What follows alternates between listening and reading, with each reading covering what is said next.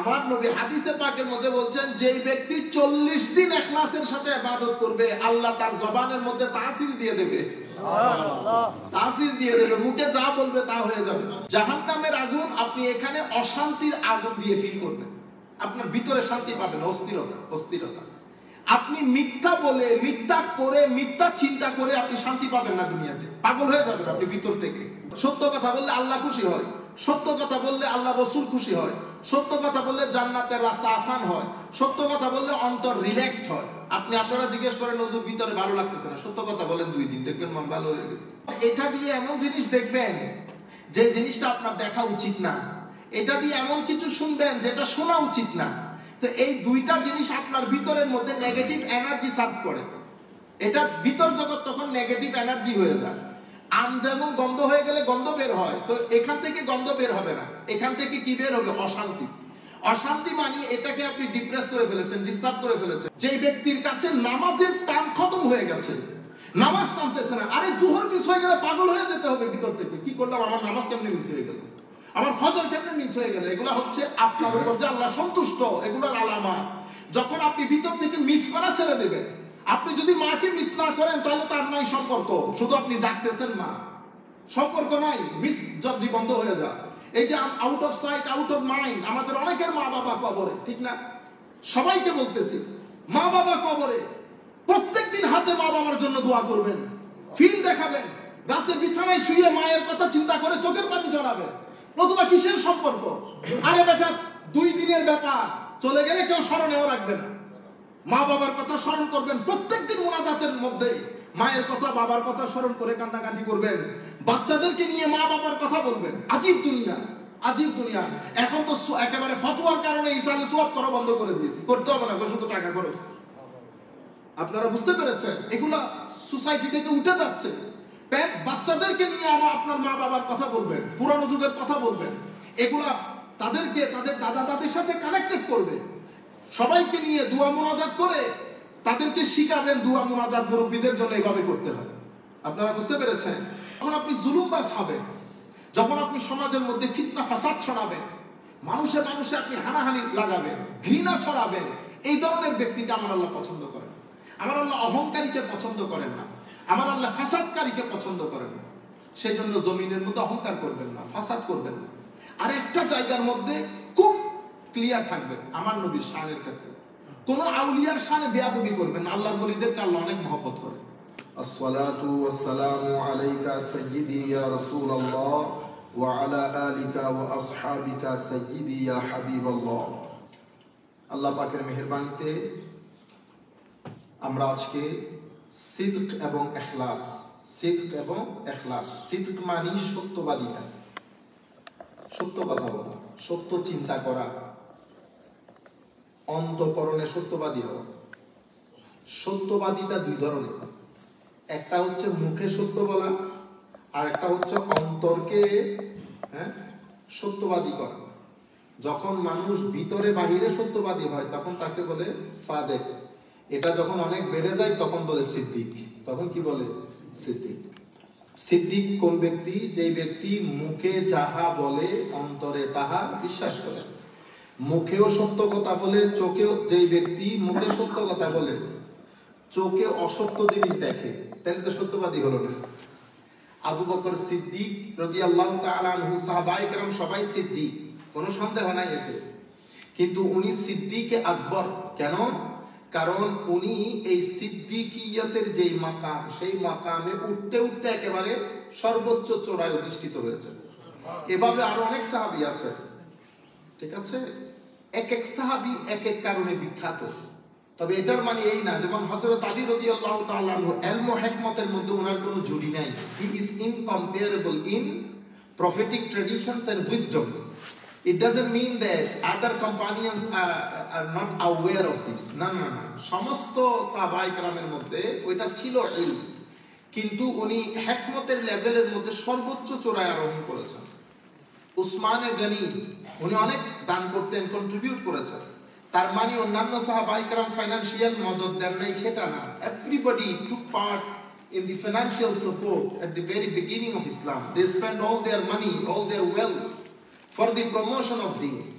কিন্তু উসমানে গনির যে কন্ট্রিবিউশন সেটার কোনো সীমা পরিসীমা, উনি ওই জায়গায় সর্বোচ্চ চূড়ায় আরোহণ করেছেন, ওইটা কেউ বিট করতে পারে, উনি ওই জায়গায় উসমানে গনি হয়েছেন। তো এক এক সাহাবী এক এক কিছু ক্ষেত্রে বিখ্যাত হয়েছেন। সিদ্দিক যেটা বলে সত্য কথা বলা, সত্য চিন্তা করা, সত্য দেখা, সত্য শোনা, সবকিছুতে যখন বন্দা ভিতর বাহিরে সত্য হয়ে যায়, সত্যবাদী, তখন তাকে আমরা বলি সত্যবাদী। কিন্তু এটা যখন লেভেল অতিক্রম করে তখন আমরা তাকে বলি সিদ্দিক। কি বলি? সিদ্দিক। আমরা আজকে সত্যবাদিতা এবং একনিষ্ঠতা, দেখেন সত্যবাদিতা হোক একনিষ্ঠতা হোক, এটা মানুষ হিসেবে আমাদের এক্সট্রা অর্ডিনারি ক্যারেক্টারিস্টিক। এটা কিন্তু আবার যেমন আমার ঘুম পায়, কিছুক্ষণ পরে আমার ঘুম আসবে, ঘুম আসার আগে আপনি হাই তোলেন, ঠিক আছে, ইয়াউন করেন। আচ্ছা, এটা আমাদের বাসার গরুও করে কিনা খেয়াল করেছেন? গরুরও যখন ঘুম আসে, আপনারা যারা গরু নাই তারা কুরবানিতে তো গরু কিনে, হ্যাঁ, দেখবেন কুরবানিতে আপনি গরুর পাশে বসে আছেন, যে একটু একটু একটু একটু সন্ধ্যার দিকে যাচ্ছে গরু হাই তুলতেছে, আপনিও হাই তুলতেছেন। আচ্ছা, এটা হচ্ছে গরুর চাহিদা, কিসের? রেস্টে। গরুর এক সময় খিদা লাগে, স্টোমাকের একটা চাহিদা আছে, আমরা তখন গরুকে খাদ্য দিই। আমারও কিন্তু স্টোমাকের চাহিদা আছে, আমি লাঞ্চও করি, ডিনারও করি, আপনি গরুকেও সেভাবে মেনটেন করতে হবে। তাইলে এই ক্ষেত্রে আমরা কিন্তু একটা পশুর মতো আমাদের আচরণ, খাওয়া দাওয়া করা, ঘুমানো, বাকি আপনারা সবকিছু চিন্তা করে নেন কি কি ক্ষেত্রে আমাদের, এটা আমাদের পশু সুলভ আচরণ। কিন্তু পৃথিবীতে একনিষ্ঠতা মানুষ বাদে আর কেউ দেখাইতে পারে না, সত্যবাদিতা মানুষ বাদে আর কেউ দেখাইতে পারে না। আল্লাহ রাব্বুল আলামিন আমাদের ভিতরে, এগুলা তো আমরা বাহ্যিকভাবে পশুদের মতোই, কিন্তু আমাদের ভিতরে কিছু ডিভাইস দিয়েছেন, যেমন আর রূহ, আল কলব, আর নফস। একটা জিনিসও আপনি যদি মানুষকে কেটে কুটে ভিতরে দেখেন, আপনি কোনো কিছুর অস্তিত্ব পাবেন না, না রূহ, না কলব, না নফস। এগুলাকে আমরা বলি লতিফ সৃষ্টি। লতিফ মানে যেটা দেখা যায় না, ছোঁয়া যায় না, যেটা একটা নূর, যেটা একটা নূর। আমরা আমাদের শ্রদ্ধাভাজন শিক্ষকের মুখে শুনেছি, শেখ ডক্টর জামাল ফারুক মুত্তাজিলুল আলী মাওলাই করিম, আমাদের এমনিতে বড় বড় উস্তাদ যারা প্রায় দুনিয়া থেকে চলে গেছেন, মিশরের কথা বলতেছে, দেখ শেখ ডক্টর জামাল ফারুক এখনো আছেন, আলহামদুলিল্লাহ, বয়স্ক হয়ে গেছে। আমরা ওনার জবানে শুনেছি, আমাদেরকে যখন আকায়েদে নসবি পড়াইতেন, সর্ব আকায়েদে নসবি, ওনার মুখে শুনেছি, হায় হায়, কিছু হাদিস বিশারদ ছিলেন, ওনারা হাদিসটা কি শুদ্ধ না অশুদ্ধ এটা কিভাবে বুঝতেন? হায়, হাদিস যখন সহি হাদিস হইতো, ওনার মুখে একটা নূর থাকতো, সুবহানাল্লাহ, সেই নূর উনি অবলোকন করতেন, ঠিক আছে। এই নূর যখন মুখ দিয়ে বের হতো না, উনি বুঝতে পারতেন এই হাদিসের সনদের মধ্যে সমস্যা আছে, এই হাদিস আমার নবী বলেন নাই। এটা হচ্ছে উলামায়ে, এটা মানুষের বিশেষত্ব এই জায়গায়। আপনি যখন হাইওয়ানিয়ত থেকে উঠে এসে আপনার ভিতরে নূরানিয়তটাকে অনেক গুরুত্ব দিবেন, তো হাইওয়ানিয়ত আপনার নূরানিয়তের ভিতরে গুম হয়ে যায়, তখন মানুষের, আমি যে পশুত্বের সাথে কিছু আমার সিমিলারিটি আছে, সেটা আপনার দিল ও দেমাগের মধ্যে আসে না, মানুষটা ফেরেশতার মতো হয়ে যায়। আপনি চোখ বন্ধ করলে, আপনি যদি ওই মানুষটা নিয়ে ইমাজিন করতে চান, আপনি এই বিষয়গুলো কখনো আনতে পারবেন না মাথায়। আপনার মাথায় শুধু নূর, ইবাদত, জান্নাত এগুলা ঘুরবে, কারণ এই মানুষটা এগুলা অতিক্রম করে অনেক দূরে চলে গেছে। তো সামনের দিকে এগিয়ে যাওয়ার জন্য, মুখে নূর বের হওয়ার জন্য, মাথার ভিতরে নূর থাকার জন্য যে বিষয়গুলো সবচেয়ে গুরুত্বপূর্ণ ভূমিকা পালন করে, তার মধ্যে অন্যতম হচ্ছে সত্যবাদিতা এবং ইখলাস। আচ্ছা, ইখলাস মানে কি? আমরা বলি না খালাস খালাস, আজকে থেকে আর কোনো সম্পর্ক নেই, খালাস খালাস। খালাস খালাস মানে কি? শেষ হয়ে যাওয়া। ইখলাস মানে হচ্ছে আমি আমার ভিতরের জগৎ থেকে আল্লাহর সন্তুষ্টি, রাসূলের সন্তুষ্টি বাদে বাকি সবকিছুকে গায়েব করে আমার যাবতীয় কাজ আল্লাহর জন্য করা, এটাকে ইখলাস বলে। এটা কি বলে? ইখলাস। That means eradicate or delete or erase everything from the select of your heart, from the board of your heart, from the plate of your heart, and you only seek the pleasure of Almighty Allah. If Allah is happy, I am happy. I don't care what people are thinking about me. যখন আমার চিন্তার জগৎ থেকে আল্লাহ বাদে বাকি সবকিছু সরে যায়, এটাকে বলে ইখলাস। তো আমার নবী হাদিসে পাকের মধ্যে বলছেন, যে ব্যক্তি 40 দিন ইখলাসের সাথে ইবাদত করবে, আল্লাহ তার জবানের মধ্যে তাসির দিয়ে দেবে। সুবহানাল্লাহ। তাসির দিয়ে দেবে, মুখে যা বলবে তা হয়ে যাবে। এটা তো আমাদের চোখের দেখা। মুষলধারে বৃষ্টি, এই গতবারের কথা বলতেছি, মুষলধারে বৃষ্টি, মানুষ বৃষ্টির মধ্যে বসে আছে। আমাদের হেলাল ভাই চিন্তা, ওই 2 নম্বর গেট এলাকার মধ্যে, ওখানে আছে ইন্ডাস্ট্রিয়াল এরিয়া। এখানে আমাদের ওই যে RSRM রতন সাহেব, ওনাদের ইন্ডাস্ট্রির পাশে ওনারও একটা বড় কন্ট্রিবিউশন আছে মাহফিলের মধ্যে। জুম বৃষ্টি, মানুষ বৃষ্টির মধ্যে বসা। আমিও চিন্তা করছি না যাইতে, মানুষ যেহেতু বসে আছে, আমি আবার কোন পুকুরের মাছ, আমিও বিসমিল্লাহ করে স্টেজে উঠছি। আমি মাশাআল্লাহ, আল্লাহ ওনার জবানে বরকত দান করুক। সবাই কিয়ামে দাঁড়ান, কিয়ামে দাঁড়াইছে, আকাশের দিকে তাকায় কি বলছে, ইয়া নবী সালাম 3 বার 4 বার পড়তে পারে নাই, বৃষ্টি বন্ধ হয়ে গেছে। আমি ওয়াজ করলাম, আমি তকরির শেষ করে ভাত খাইলাম, ভাত খেয়ে গাড়িতে উঠছি, ঝুম বৃষ্টি, আবার এমন বৃষ্টি বলতেছে আজকে হইতেছি আর কালকে হবে না। ক্যাটস এন্ড ডগস বলেন আপনারা, মুষলধারে বৃষ্টি। জবানের মধ্যে তাসির, আল্লাহ ওয়ালাদের জবানে তাসির দিয়ে দেন, আপনার জবানেও চলে আসবে সেটা। এমনি আপনি যখন ইবাদত করার সময় মানুষ চিন্তা করবেন না, আমি কোন একটা ভালো কাজ করছি, মানুষ চিন্তা করবেন না, মানুষ নিয়ে ডিসকাস করবেন না। জবানের মধ্যে যখন সবসময় আল্লাহর জিকির থাকে, আমার হৃদয়ের প্লেটে যখন সবসময় আল্লাহ থাকে, তো জবানের মধ্যে আল্লাহ তাসির সৃষ্টি করে দেন। জবানের মধ্যে আপনি যেরকম চান, আল্লাহ আপনার জিন্দেগিকে ওইরকম করবে। আল্লাহ রাব্বুল আলামিন আমাদেরকে ইখলাসের নিয়ামত দিয়ে ধন্য করুন। আমরা যাদেরকে আল্লাহর ওলি বলি, আল্লাহর ওলিদেরকে বলি এই কারণে বলি, কারণ আমরা ইখলাসটা, আমার নবীকে তো আমরা দেখি নাই, তো আমার নবীর ইখলাসের যে ফিউজাত, সেটা আল্লাহর ওলিদের আয়নার মধ্যে আমরা দেখতে পাই। আল্লাহর ওলিটা হচ্ছে, I mean the awliya Allah, they are the mirror of the akhlaq of Holy Prophet sallallahu alaihi wasallam. Because we haven't seen Holy Prophet. If we would like to see how Holy Prophet was in terms of sincerity, ikhlas, in terms of the truthfulness, so the mirror of the akhlaq of Holy Prophet sallallahu alaihi wasallam is awliya Allah. Is the great ulama scholars. If you spend your time in their company, you will feel the smell of the Holy Prophet sallallahu alaihi wasallam. আচ্ছা, আসলে আমরা এখন এই প্রথম হাদিস পড়ি। আন আব্দুল্লাহ ইবনে ওমর রাদিয়াল্লাহু তাআলা আনহু আন নবী সাল্লাল্লাহু আলাইহি ওয়াসাল্লাম, সবাই সাল্লাল্লাহু আলাইহি ওয়াসাল্লাম বলেন। হযরত আব্দুল্লাহ ইবনে ওমর থেকে বর্ণিত, উনি আমার নবী থেকে বর্ণনা করছেন। ক্বালা, আমার নবী ইরশাদ করছেন, ইন্নাস সিদকা ইয়াহদি ইলাল বির, সত্য কথা আপনাকে সব সময় ভালো কাজের দিকে ধাবিত করবে। সত্যবাদিতা, truthfulness always push you towards good thing. আচ্ছা, ওয়া ইন্নাল বিররা ইয়াহদি ইলাল জান্নাহ, আর ভালো জিনিস আপনাকে জান্নাতের রাস্তায় নিয়ে যাবে। ওয়া ইন্নার রাজুলা লা ইয়াসদুকু হাত্তা ইয়াকুনা সিদ্দিকান, মানুষ সত্য কথা বলতে বলতে সিদ্দিক হয়ে যায়। ওয়া ইন্নাল কাযিব ইয়াহদি ইলাল ফুজুর, মিথ্যা সবসময় মানুষকে খারাপ কাজের দিকে প্ররোচিত করে, ইন্সপায়ার করে, পুশ করে, ইনস্টিগেট করে। ওয়া ইন্নাল ফুজুরা ইয়াহদি ইলান নার, আর ফুজুর, খারাপ চিন্তা, খারাপ কাজ আপনাকে জাহান্নামের দিকে নিয়ে যায়।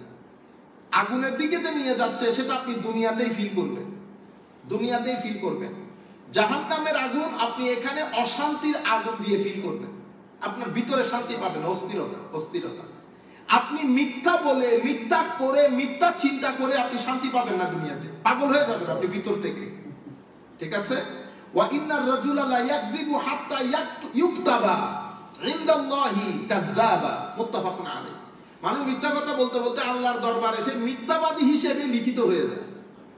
এই হাদিস বুখারী মুসলিম শরীফের মধ্যে ইমাম বুখারী বা মুসলিম রওয়ায়াত করেছেন। আমি যেটা আমাদের সকলের জন্য, আপনাদের বলতে কথা নেই, স্পেশালি ইউথ,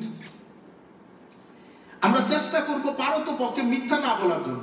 সত্য কথা বললে আল্লাহ খুশি হয়, সত্য কথা বললে আল্লাহ রাসূল খুশি হয়, সত্য কথা বললে জান্নাতের রাস্তা আসান হয়, সত্য কথা বললে অন্তর রিল্যাক্সড হয়। আপনারা জিজ্ঞেস করেন হুজুর ভিতরে ভালো লাগতেছে না, সত্য কথা বলেন 2 দিন, দেখবেন মন ভালো হয়ে গেছে। এগুলা সাইকোলজিক্যাল অনেক ইমপ্যাক্ট করে। আপনি যখন সত্য কথা বলবেন, আপনি যখন মিথ্যা বলবেন, সাময়িকভাবে আপনার মনে হবে যে দাদু বাঁচ গিয়া নেই, আপনি নেই বাঁচতে। আপনি মিথ্যা বলবেন, এটা আপনার ভিতরের জগৎকে এক ধরনের করে ফেলবে। আপনি দেখবেন ভিতর থেকে বাসায় এসে মারামারি কাটাকাটি, বোনের সাথে, ভাইয়ের সাথে, বাবার সাথে রিঅ্যাক্ট করতেছে কেন? কোন একটা কিছুর কারণে আপনার ভিতরের জগৎ অসুস্থ হয়ে গেছে। তো ভিতরের জগৎ যে সমস্ত কারণে অসুস্থ হয়, তোর মধ্যে অন্যতম কারণ হচ্ছে মিথ্যা বলা। তোর মধ্যে অন্যতম কারণ, আপনি দুইটা জিনিস মাথায় রাখবেন, try to use this two device, this one and this one. If through these two devices, if you are using in a proper meaning, proper way, then inshallah you will see that your heart is protected, your inside is protected. If these two devices are using perfectly, if it is used perfectly, problem হয়ে যায় কোথায়? আপনি যখন এটা দিয়ে এমন জিনিস দেখবেন যে জিনিসটা আপনার দেখা উচিত না, এটা দিয়ে এমন কিছু শুনবেন যেটা শোনা উচিত না, তো এই দুইটা জিনিস আপনার ভিতরের মধ্যে নেগেটিভ এনার্জি সার্ভ করে। এটা ভিতর জগৎ তখন নেগেটিভ এনার্জি হয়ে যায়। আম যেমন গন্ধ হয়ে গেলে গন্ধ বের হয়, তো এখান থেকে গন্ধ বের হবে না, এখান থেকে কি বের হবে? অশান্তি। অশান্তি মানে এটাকে আপনি ডিপ্রেস করে ফেলেছেন, ডিস্টার্ব করে ফেলেছেন, এটাকে আপনি কি বলে ডিস্টার্ব করেছেন। আচ্ছা, তাইলে সেই কারণে আমরা যথাসাধ্য চেষ্টা করবো জবান দিয়ে যেন মিথ্যা না হয়, মিথ্যা না বলি। আমরা অনেক সময় বানিয়ে বানিয়ে মিথ্যা বলি। আমরা অনেক সময় দুই চার বন্ধু মিলে কথা বলি, অথচ এক ব্যক্তি কথা বলে নাই, বলে বলে চালাই দেয়, ঠিক আছে? আবার মজা খান মিথ্যা বলি। মনে রাখবেন, যারা ফেস রিড করতে পারে, যেমন আমরা পুলিশে জব করার সময় আমাদেরকে শিখাইছিল, এটা ভেরি ইজি। আপনি মিথ্যা বললে যে ব্যক্তি ফেস রিড করতে পারে সে ইজিলি বুঝতে পারবে আপনি মিথ্যা বলতেছেন। আপনি আমার সামনে কথা আমি বলি না বিদায়, কিন্তু বললে আমি মেইনলি আমি 75% বুঝি আপনি সত্য বলতেছেন না মিথ্যা বলতেছেন। কারণ ফেস আল্লাহর এক আজীব সৃষ্টি। ওরা যখন আমাদেরকে জিনিসগুলো পড়াইতেছিল, আজীব আল্লাহর দুনিয়া। আমাদের দেশে তো সত্যি কথা বল, মারতে মারতে পুলিশওয়ালা পাগল করে ফেলে, ঠিক না? হেমন দেয়ানি দেয়, আরো ওদের জন্য পয়সাও নেয়। তো এখানকার লোকেরা তো মারতে হয় না। আমরা ওখানে দেখলাম আসামি অ্যারেস্ট করার পরে ক্রস কোশ্চেন যখন করে বসে, এতে ট্যাপ রেকর্ড অন। তো আপনি যে সত্য বলে ফেলছেন আপনি বুঝানো নেই। তো যখন আপনারা বলতেছে হয়তো তুমি তো সত্য, কোনো না আমি তো এটা বলি না, কেউ বলো না, ট্যাপ রেকর্ড অন করি।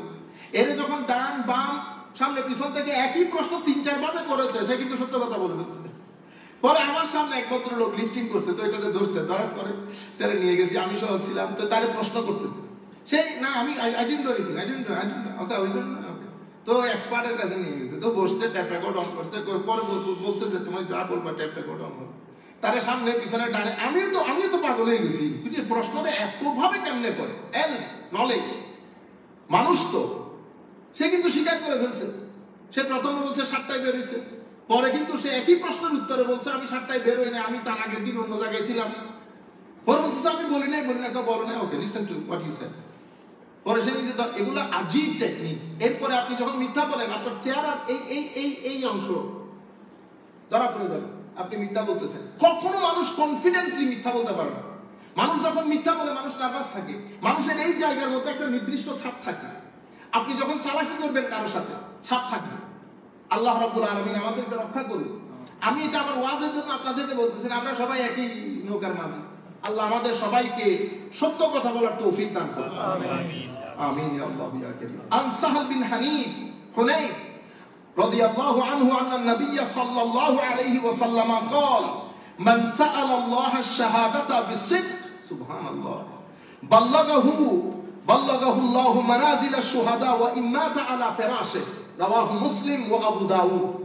ইমাম মুসলিম শরীফের মধ্যে, ইমাম আবু দাউদ শরীফের মধ্যে বর্ণনা করতেছেন, হযরত সাহাল বিন হুনাইফ বলতেছেন আমার নবী ইরশাদ করেছেন মান সাআলাল্লাহ আশ-শাহাদাতা বিসিদকিন, যেই ব্যক্তি একেবারে অন্তর থেকে আল্লাহর দরবারে শাহাদাতের মৃত্যু কামনা করে, অন্তর থেকে রাত দিন চায় আল্লাহ তুমি আমাকে শাহাদাতের মৃত্যু দান করো, এই ব্যক্তি যদি তার বিছানায় মারা যায় আমার আল্লাহ তাকে শাহাদাতের দরজা দেবেন। সুবহানাল্লাহ। আল্লাহর দরবারে সে শহীদ হবে। বলেন তো দেখি কিসের কারণে? তার অন্তর থেকে একান্ত চাওয়া, যেটাকে বলে সত্যবাদিতার সাথে, সত্যের সাথে একেবারে সিদকে দিল নিয়ে আল্লাহর দরবারে চাচ্ছে আল্লাহ তুমি আমাকে শাহাদাতের মৃত্যু দান করো। আমার নবী বলতেছেন বাল্লাগাহুল্লাহু মানাজিলা শুহাদা, আমার আল্লাহ তাকে শুহাদায়ে কেরামের মর্যাদা দান করবেন। ওয়া ইম্মাতা আলা ফিরাশিহি, যদিও সে তার বিছানায় মৃত্যুবরণ করে। আপনারা বুঝতে পেরেছেন এখন নিয়তের দাম কতটুকু? এক ব্যক্তিকে আল্লাহ ক্ষমা করে দিয়েছেন কিয়ামতের ময়দানে, সে বলতেছে মাওলা আমাকে কেন ক্ষমা করেছেন? তোরে ক্ষমা করে দিছি। আল্লাহ আমি তো করতে পারি না এই কাজ, মানে আমার তোর ওই জিনিসটা খুব ভালো লাগতো। কোনটা? আমার কাছে আল্লাহ কিছু টাকা দেন, আমি আমার কাছে টাকা দিলে আল্লাহ এদের সবাইকে আমি সহযোগিতা করি। তো এই তোমার ভিতরে যে চাওয়া আমি তোমাকে তৌফিক দেই নাই, আমার কাছে ওইটাই ভালো লাগতো। তোমার ভিতরের চাওয়া আল্লাহ দেন আমি গরিবদেরকে দিতাম, আল্লাহ দেন আমি অমুককে দিতাম। আপনি সারা জিন্দেগি এরকম করতে করতে দুনিয়া থেকে চলে গেছেন।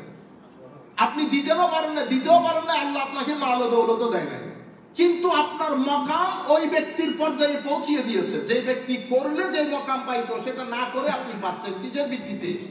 নিয়তের ভিত্তিতে। নিয়ত। এই জন্য মুসলমানদের নিয়ত অনেক ভারী জিনিস। সব সময় যে কোনো কাজ করবেন ভিতর থেকে একটা নিয়ত করবেন, মানুষের জন্য ভালো চিন্তা করবেন। আমার সাথে অনেকের সাথে মিসআন্ডারস্ট্যান্ডিং থাকবে, কোয়াইট ন্যাচারাল, কিন্তু মানুষের জন্য ভালো চিন্তা করবেন, শত্রুর জন্য ভালো চিন্তা করবেন, দোয়া করবেন। আমার সাথে আমরা এখানে দেখেন না অনেকভাবে অনেকজনকে রব করতেছি না, কিন্তু আমরা চাই না কাউকে আল্লাহ কি না করুক, ক্ষমা না করুক, সেটা আমরা চাই না। আমরা চাই সবাইকে আল্লাহ, আমরা দুশমনকে আল্লাহ জান্নাত দেখ, আমাদের আগে দিয়ে দেখ।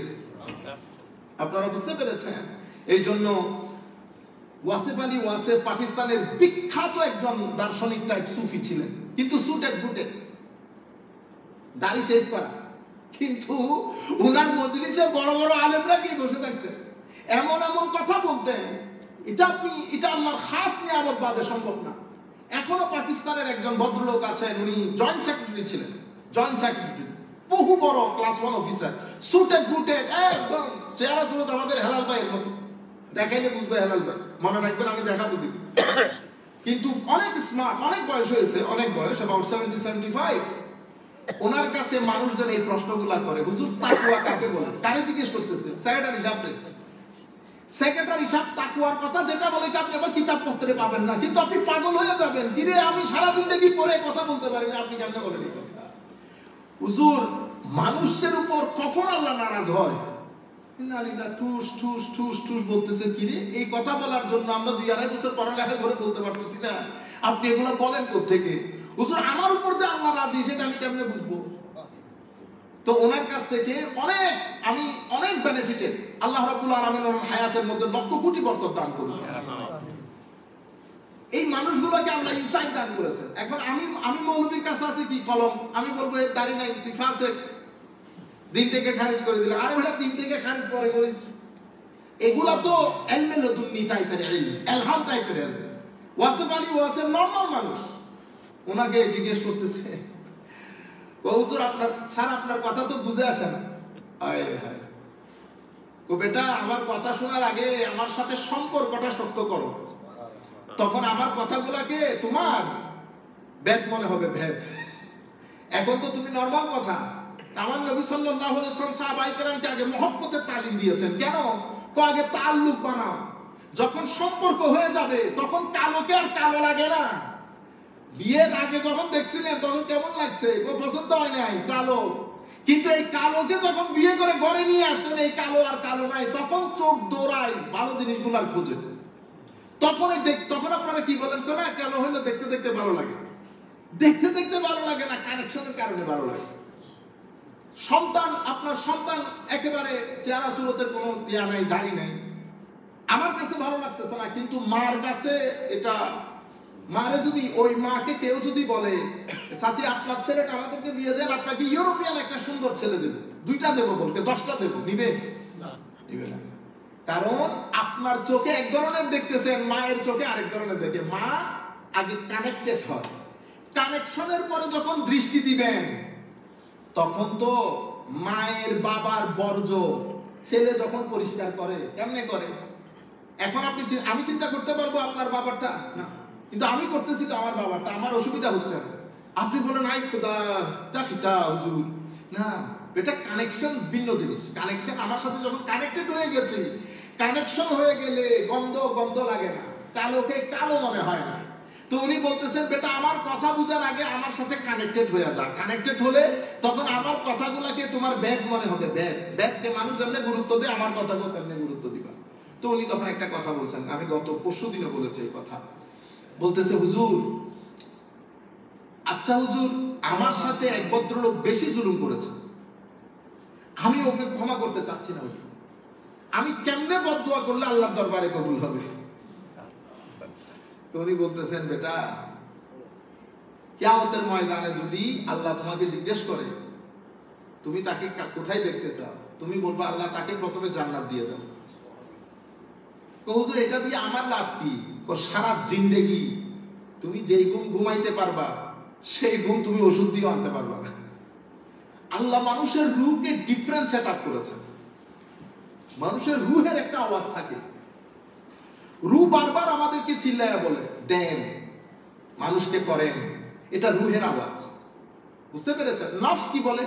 নফস বলে না বেশি নিয়ে নাও। নফস বলে বাদ বাড়ার সময় হ্যাঁ প্লেট বেশিটা আমারও দিয়ে দেয়।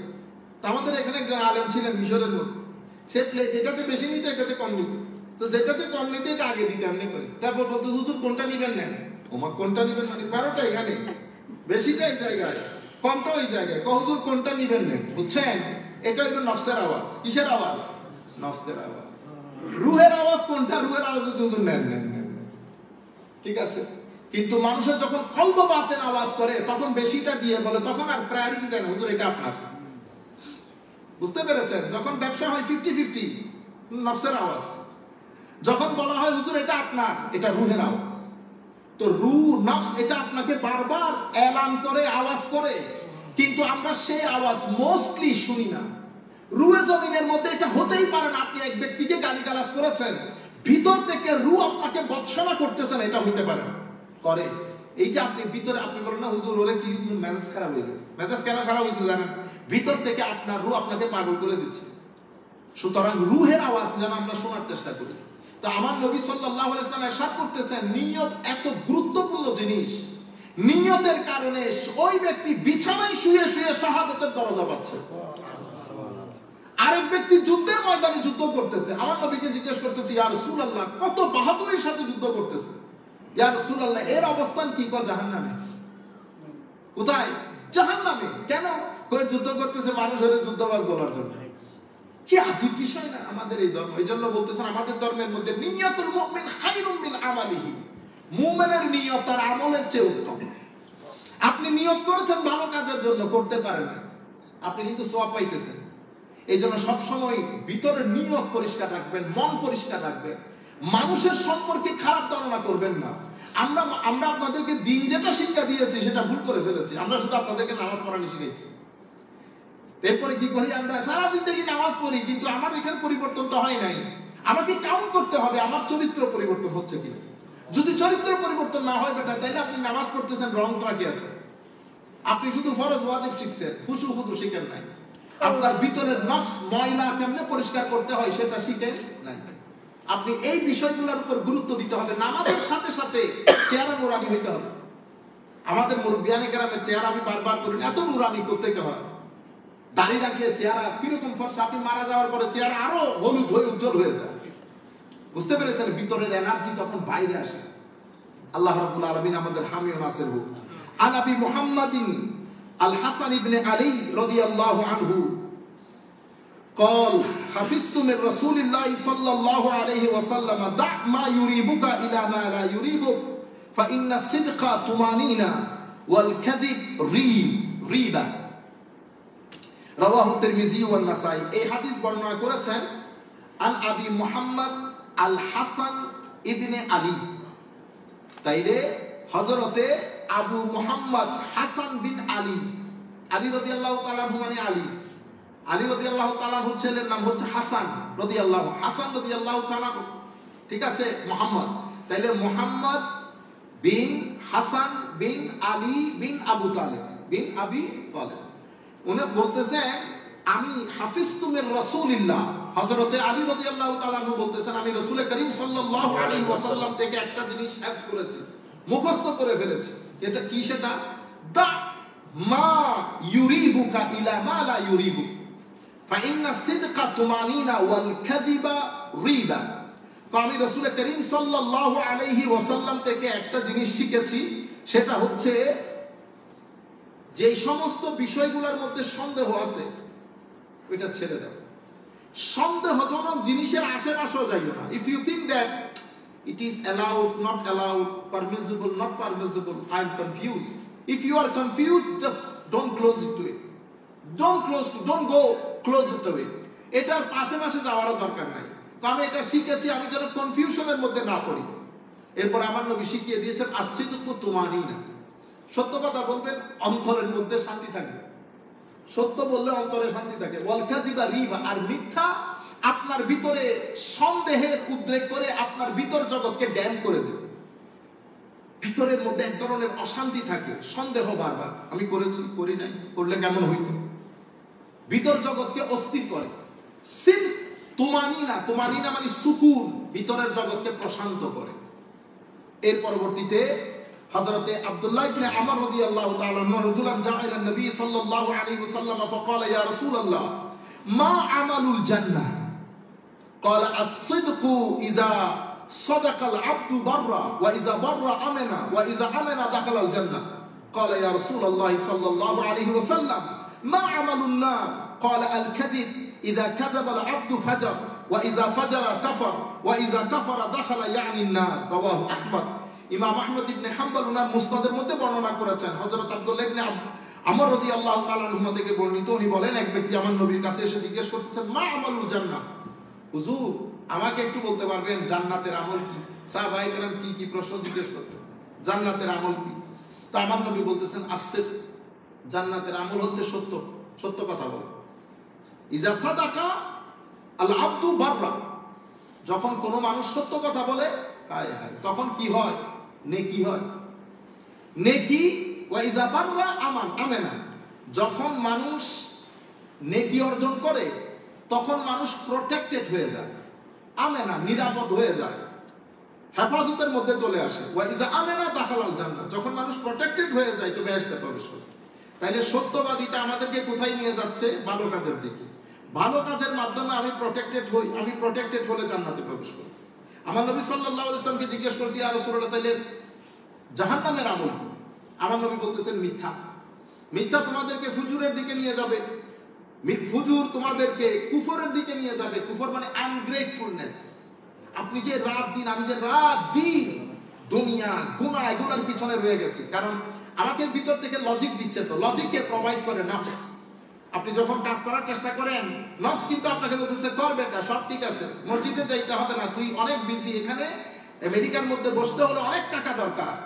কত ধরনের লজিক যে ভদ্রলোক আপনাকে শিখাই দেবে, you become confuse, you become pleased with the logic provided by your নফস।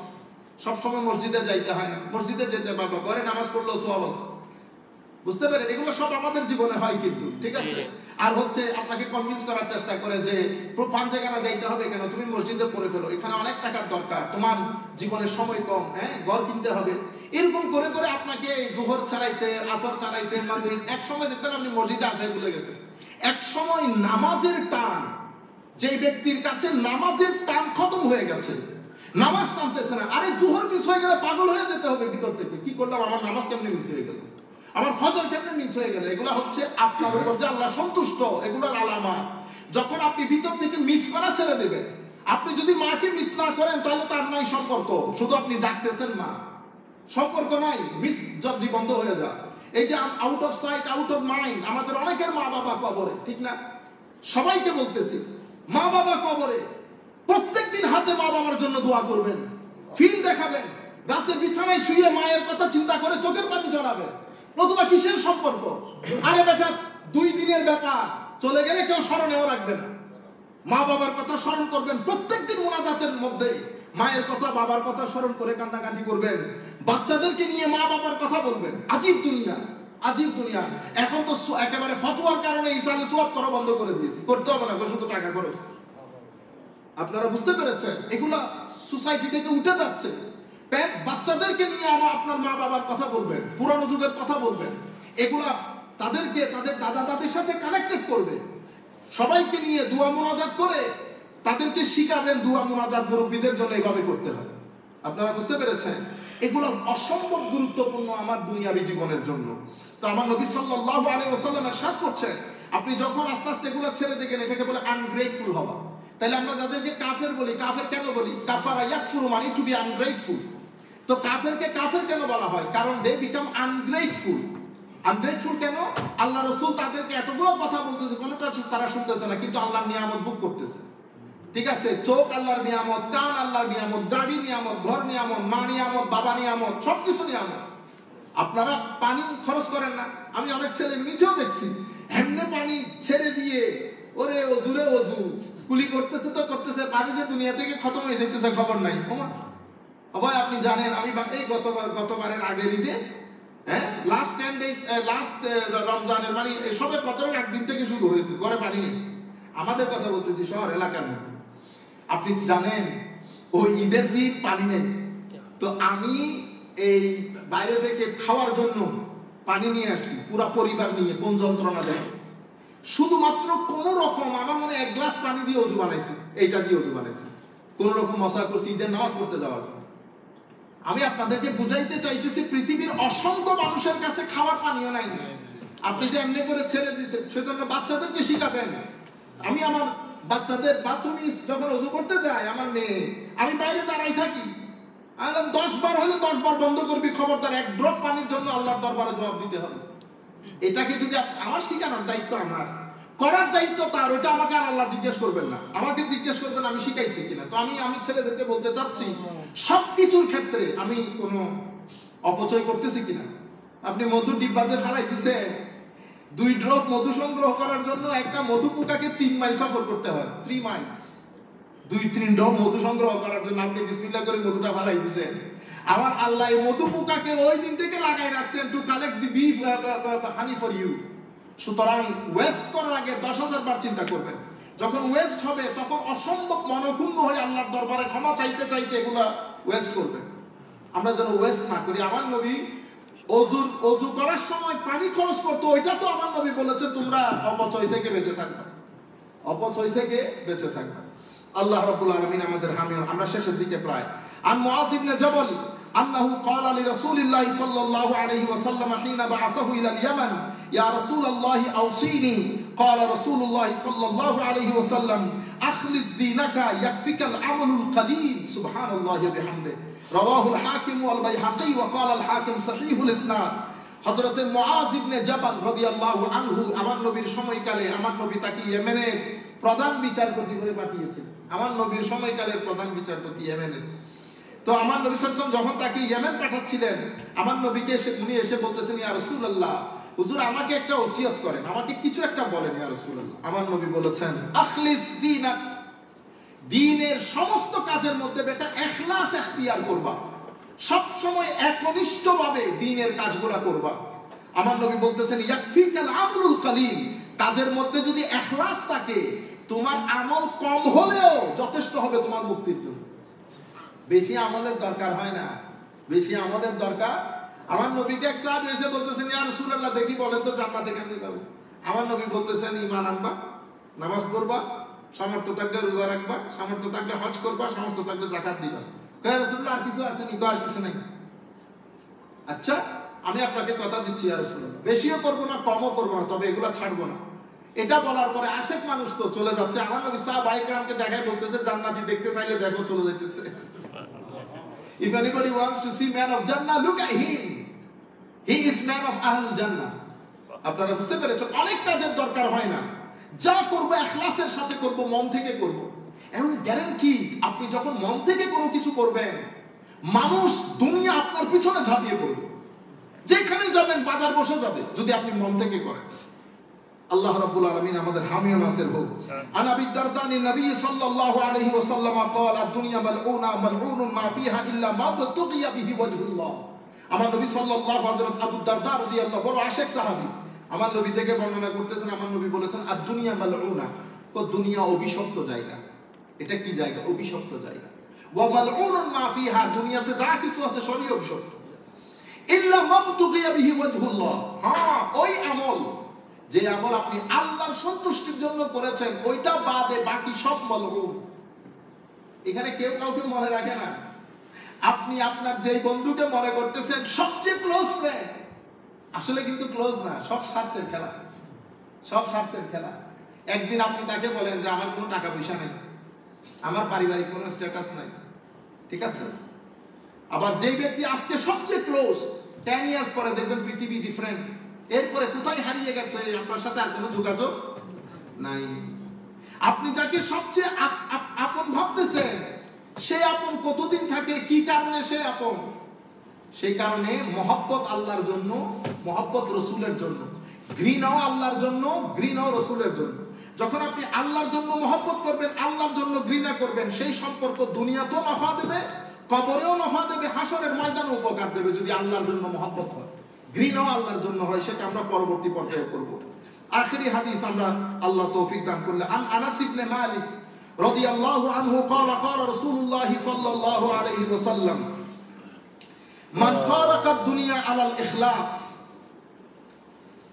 لله وحده وعبادته لا شريك له وإقام الصلاة وإيتاء الزكاة مات والله عنه راض رواه ابن ماجه। ইমাম ইবনে মাজাহ এই হাদিসটা riwayat করেছেন হযরত আনাস বিন মালিক, আমার নবীর বড় জলিলুল কদর আশিক সাহাবী। উনি বর্ণনা করতেছেন, আমার নবী ইরশাদ করেছেন, মান ফারাকাদ দুনিয়া আলা ইখলাস লিল্লাহি ওয়াহদা ওয়া ইবাদাতিহি লা শারীকা লা, যেই ব্যক্তি ইখলাসের সাথে আল্লাহর ইবাদত করে এই পৃথিবী ছেড়েছে, একনিষ্ঠতার সাথে নামাজ পড়েছে, একনিষ্ঠতার সাথে যাকাত দিয়েছে আল্লাহর জন্য, হজ করেছে আল্লাহর জন্য, ইবাদত করেছে আল্লাহর জন্য, সেই ব্যক্তি দুনিয়া ছেড়ে চলে গেছে, মাতা, আমার নবী বলতেছেন আল্লাহু আনহু রাদিন, আল্লাহ তার উপর সন্তুষ্ট হয়ে গেছে। সেই কারণে আমরা রাদিয়াল্লাহু আনহু, আল্লাহু আনহু রাদিন মানে রাদিয়াল্লাহু তাআলা আনহু। আপনি যে আমরা অনেক সময় গরমে যাই না, রাদিয়াল্লাহু তাআলা, হাদিসে পাকের মধ্যে আমার নবী বলতেছেন যারা ইখলাসের সাথে কাজগুলো করেছে, মাতা আল্লাহু আনহু রাদিন, সে দুনিয়া থেকে চলে গেছে, আল্লাহ তার উপর সন্তুষ্ট হয়ে গেছে। এখন আপনারা হয়তো একটা প্রশ্ন করতে পারেন, হুজুর এটার উপর যে আল্লাহ সন্তুষ্ট আপনি কেমনে জানেন? মনে রাখবেন, 10 জন মানুষ যখন কারো ভালো হওয়ার সাক্ষী দেয়, আমার নবী, মুসলিম শরীফের রাওয়ায়াত, হযরতে আব্দুল্লাহ ইবনে আব্বাস রাদিয়াল্লাহু তাআলা আনহুর সন্তান মারা গেছে। উনি ঘরের মধ্যে জানাজা তৈরি, ওয়েট করতেছেন মানুষ কয়জন আসছে দেখার জন্য। তো ওনার যিনি দাস ছিলেন সে বলতেছেন, হুজুর প্রায় 40 জন মানুষ জমা হয়েছে। উনি বাইরে আসলেন জানাজা পড়ার জন্য। 40 জন মানুষ কেন? যার জানাজার মধ্যে 40 জন মানুষ হয়। আরো নাম্বারের ক্ষেত্রে অন্যান্য রাওয়ায়াতও আছে। তারা সবাই মিলে যদি এই ব্যক্তির ভালো হওয়ার সাক্ষী দেয়, আল্লাহ তাদের সুপারিশ এই ব্যক্তির হককে আল্লাহ কবুল করেন। If they witness that this is a good man, good human being, so this man would be considered in the court of Allah as a good human being. Then Allah subhanahu wa ta'ala put him in Jannah. If 40 people join in the funeral prayer, and if they witness about the dead person, about the deceased soul, that this is a good human being, so this person, he is considered as good human being in the court of Allah. Allah subhanahu wa ta'ala put him in the Jannah. মানুষের সাক্ষী অনেক গুরুত্বপূর্ণ। আপনি যখন সবাই মিলে সাক্ষী দেবে আল্লাহ ভালো মানুষ ছিল, এখন সাক্ষীটা কিন্তু আপনি কি করতে পারবেন না, আপনি ইচ্ছে করে জোর করে সাক্ষী দিতে পারবেন? আপনার মুখের সাক্ষী তো না, আপনার ভিতরের সাক্ষী। এই জন্য অনেক সময় আপনার দৃষ্টিতে মানুষটা খারাপ, কিন্তু কোনো কারণে আল্লাহ তার উপর সন্তুষ্ট, সে কোনো ভালো কাজ করেছে মানুষজনকে।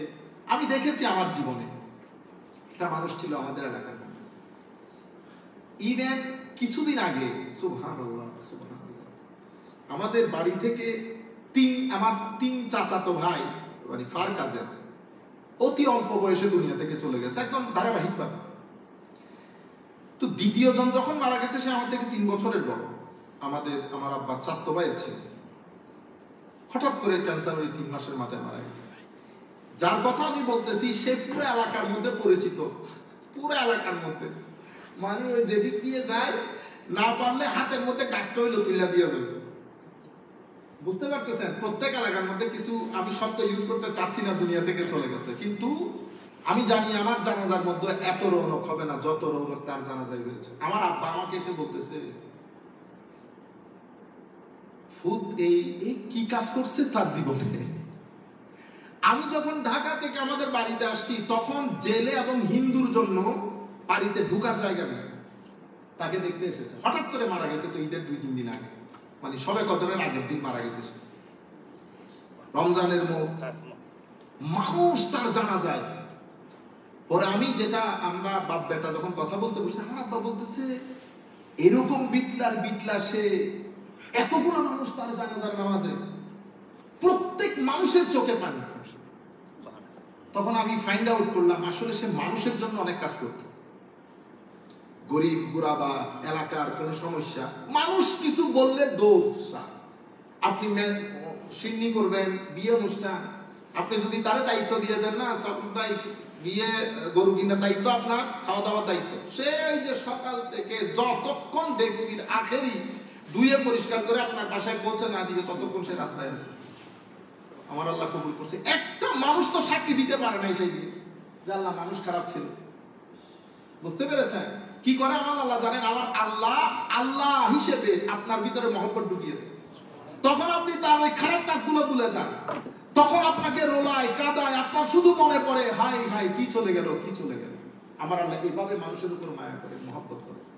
কিন্তু যখন আপনি জুলুমবাজ হবেন, যখন আপনি সমাজের মধ্যে ফিতনা ফাসাদ ছড়াবেন, মানুষে মানুষে আপনি হানাহানি লাগাবেন, ঘৃণা ছড়াবেন, এই ধরনের ব্যক্তিকে আমার আল্লাহ পছন্দ করেন। আমার আল্লাহ অহংকারীকে পছন্দ করেন না, আমার আল্লাহ ফাসাদকারীকে পছন্দ করেন না। সেই জন্য জমিনের মধ্যে অহংকার করবেন না, ফাসাদ করবেন না। আর একটা জায়গার মধ্যে খুব ক্লিয়ার থাকবেন আমার নবীর শানের ক্ষেত্রে, কোন আউলিয়ার শানে বেয়াদবি করবেন না। আল্লাহর ওলিদেরকে আল্লাহ অনেক মহব্বত করে, অনেক মহব্বত করে। আল্লাহ রাব্বুল আলামিন আমাদের হামি ও নাসির হোক।